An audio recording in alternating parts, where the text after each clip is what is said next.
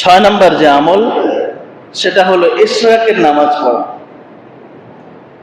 ইশরাকের নামাজ বলা হয় ফজরের নামাজের পর সূর্য উদয় হয়, ফজরের নামাজের টাইম যখন শেষ হয়ে যায়, সূর্য উদয়ের সময় ফজরের টাইম শেষ হয়ে যায়। তো ফজরের যে শেষ টাইম, সূর্যোদয়ের যে টাইম, সেটা থেকে 15 মিনিট পরে ইশরাকের সময় শুরু হয়। সূর্যোদয়ের 15 মিনিট পরে ইশরাকের সময় শুরু হয়। একদম জোহরের আগে সূর্য যখন মাথার উপরে থাকে, দ্বিপ্রহরের সময়, যে সময় নামাজ পড়া নিষেধ, তার আগ পর্যন্ত এই সময়টা থাকে। এই সংক্রান্ত হাদিস আনাস ইবনে মালিক রাদিয়াল্লাহু আনহু বর্ণনা করেন। عن أنس بن مالك رضي الله عنه قال قال رسول الله صلى الله عليه وسلم من صلى الغداة في جماعة ثم قعد يذكر الله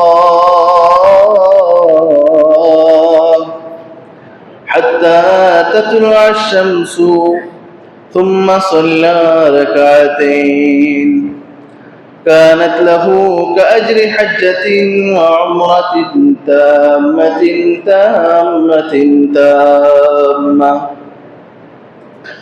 হাদিসটি তিরমিজি শরীফে আসছে।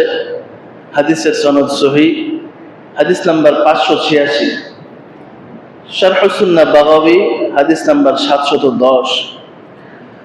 সাহাবী আনাস ইবনে মালিক রাদিয়াল্লাহু তাআলা আনহু রাহমাতুল লিল আলামিন সাল্লাল্লাহু আলাইহি ওয়াসাল্লাম থেকে হাদিস বর্ণনা করেন, মান সাল্লাল গাদাতা ফি জামাআতিন, আল্লাহর যে বান্দা ফজরের নামাজ জামাতের সাথে আদায় করে, সুম্মা কাদা ইয়াযকুরুল্লাহ হাত্তা তাতলুআ আশ-শামসু, ফজরের নামাজ জামাতের সাথে আদায় করার পর নিজ জায়গায় বসে জিকির করে, কোরআন তেলাওয়াত করে, অথবা যে কোনো ইবাদত বন্দেগী করে, সুম্মা সাল্লা রাকাতাইনি, সূর্যোদয় হওয়ার 15 মিনিট পর যখন ইশরাকের সময় হয়, 2 রাকাত নামাজ আদায় করে, কানাত লাহু কাআজরি হাজ্জাতিন ওয়া উমরাতিন তাম্মা, আল্লাহ রাব্বুল আলামিন তার আমলনামায় একটি পরিপূর্ণ হজ, একটি পরিপূর্ণ উমরার সওয়াব লিখে দেন। জোরে বলেন সুবহানাল্লাহ।